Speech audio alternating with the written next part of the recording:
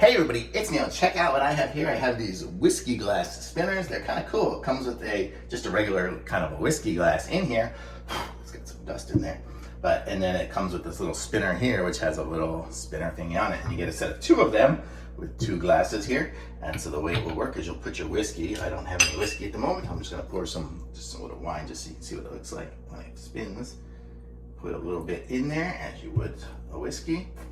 And then you can just go and give it a spin, and it kind of works its way up the sides and stuff. It looks kind of cool.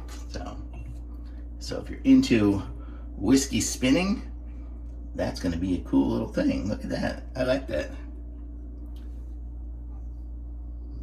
Looks neat. So there you go. So it'll spin either way too. So kind of a cool little set of glasses. I like it. Thumbs up. Very nice.